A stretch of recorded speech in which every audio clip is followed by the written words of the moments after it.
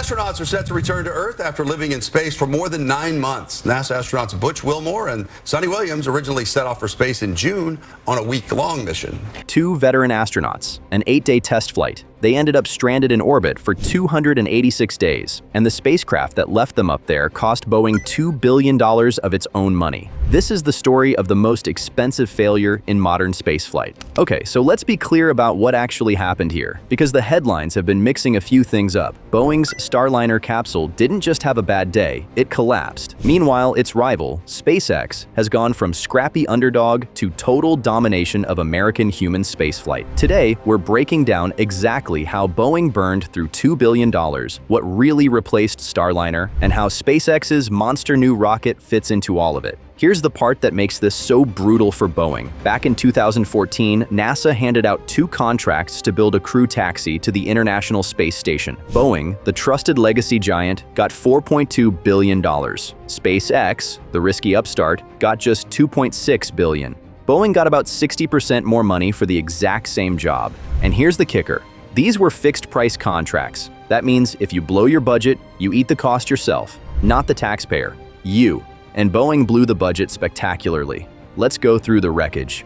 In December 2019, Starliner's very first uncrewed test flight launched, and almost immediately a software bug threw the spacecraft's internal clock off by 11 hours. The capsule thought it was at a totally different point in the mission, burned through its fuel trying to fix a problem that didn't exist, and never reached the station. But it gets worse. While that was happening, ground controllers frantically discovered a second software error buried in the code. If they hadn't caught it, the spacecraft could have fired its thrusters wrong during separation and torn itself apart on re-entry.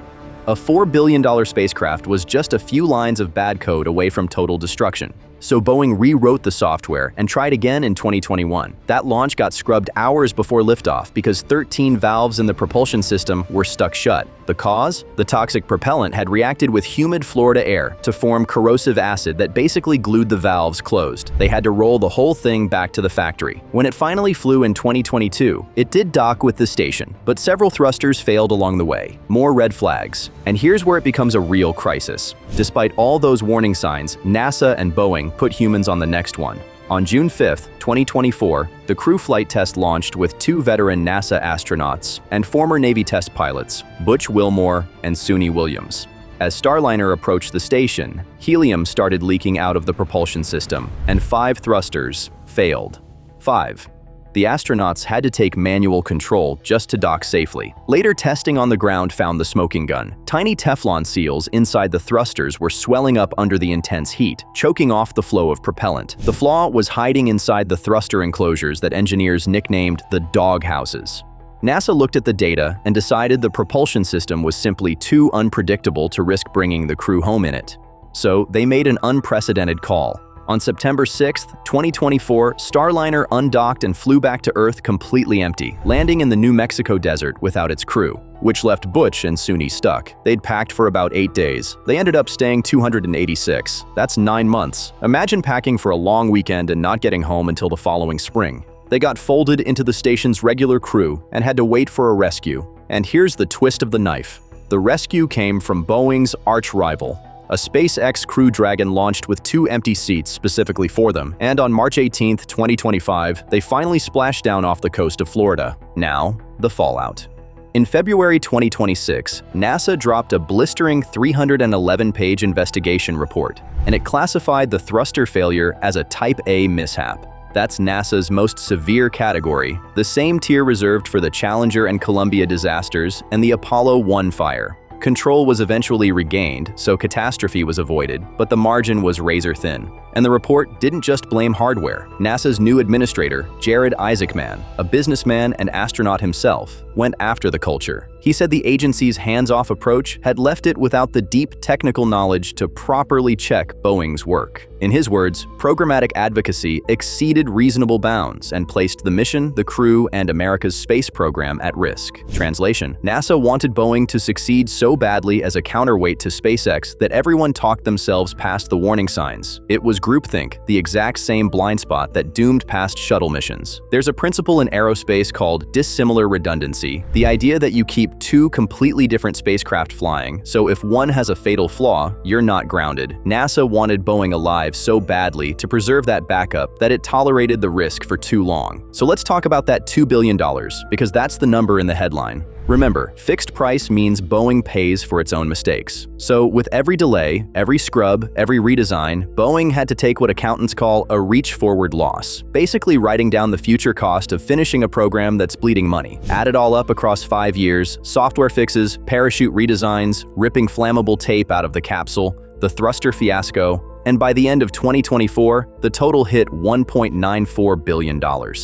Call it $2 billion. To put that in perspective, $2 billion is roughly what it cost to build the Burj Khalifa, the tallest building on Earth. Boeing essentially incinerated nearly half its original contract value in penalties, and Starliner was just one piece of a brutal year. Boeing's entire defense and space division lost over $5 billion in 2024 across a string of troubled fixed-price programs. Okay, so if Starliner is grounded, what actually replaced it? This is where the headlines get it wrong. People keep saying SpaceX's giant Starship rocket replaced Starliner. It didn't. The real replacement is SpaceX's Crew Dragon, the smaller capsule that's a direct one-to-one equivalent of Starliner. Both are gumdrop-shaped capsules built to ferry a handful of astronauts to the station. And Crew Dragon has been flawless. Since its first crewed flight in 2020, which ended America's embarrassing 9-year dependence on buying seats on Russian rockets, Crew Dragon has flown 20 crewed missions, carrying 78 people from 20 different countries. It didn't just replace Starliner, it made human spaceflight look routine. And it's not just NASA missions. Crew Dragon has flown fully private trips too, including Polaris Dawn, which pulled off the first ever commercial spacewalk. While Boeing couldn't keep one test capsule from leaking helium, SpaceX turned riding a rocket into orbit into a scheduled service. Because Boeing kept failing, NASA had to keep shifting flights over to SpaceX, adding hundreds of millions, then over $1 billion in extra missions. And then came the ultimate humiliation. On November 24th, 2025, NASA and Boeing rewrote the contract. The original deal promised 6 crewed flights, they cut it to 4, and the very next Starliner flight was stripped of its crew entirely. It'll now fly as an uncrewed cargo run, just to reprove that the redesigned propulsion system actually works.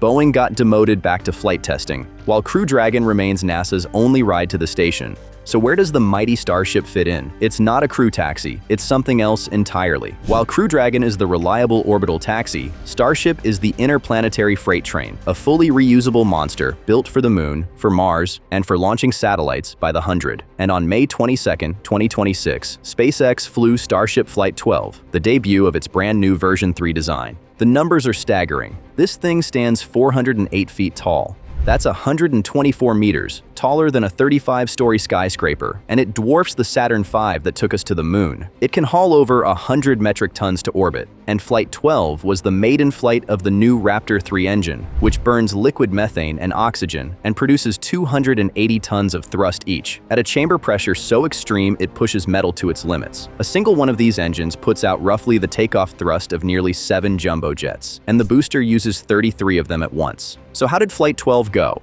It was a tale of two halves. The upper stage, the actual Starship, performed brilliantly. Even during ascent, about 1 minute and 40 seconds in, one of the booster's engines shut down early, and the rocket just shrugged it off, its computers rebalancing the others to hold course. That's called engine out capability, and it's a huge deal. Then it separated cleanly, using a violent maneuver called hot staging, where the top stage lights its engines while still physically attached to the booster to avoid losing momentum. Even when it lost one of its vacuum engines mid-burn, its flight software just adjusted on the fly, burning a little longer to hit the target. It reached space, opened its payload bay, nicknamed the Pez dispenser, and deployed 20 dummy satellites. Then it survived the searing heat of re-entry, did a dramatic flip, and splashed down softly and precisely in the Indian Ocean. Textbook. The booster, though, was a different story.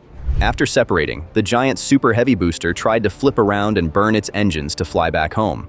But several engines failed to reignite, and without enough thrust to steer, it tumbled and slammed into the Gulf of Mexico in a destructive splashdown. And because of that, on May 27th, the FAA grounded the entire Starship fleet pending an investigation, which put some temporary pressure on NASA's plans to use Starship to land astronauts on the Moon. But here's the crucial difference, and it's the whole point. SpaceX didn't lose that booster to bureaucratic paralysis or a hidden flaw nobody noticed. They lost it pushing the absolute edge of a brand new vehicle on its very first flight, learning at breakneck speed. Boeing is stalled. SpaceX is iterating. That is the entire modern space race in one sentence. And the stakes are huge. The International Space Station is set to retire around 2030, just a few years away, which means if Boeing can't get Starliner flying with crew by 2026, or maybe as late as 2028, it could arrive just in time to watch the destination get deorbited. NASA will have spent over $4 billion on a spacecraft that barely flew anyone before its only stop burned up in the atmosphere. The whole disaster has forced NASA to rethink how it does business, with the administrator pushing to rebuild the agency's own in-house engineering muscle so it never again has to blindly trust a contractor's word. But the bottom line is simple. Starliner's collapse didn't just strand 2 astronauts. It handed the crown of American human spaceflight completely and maybe permanently to SpaceX.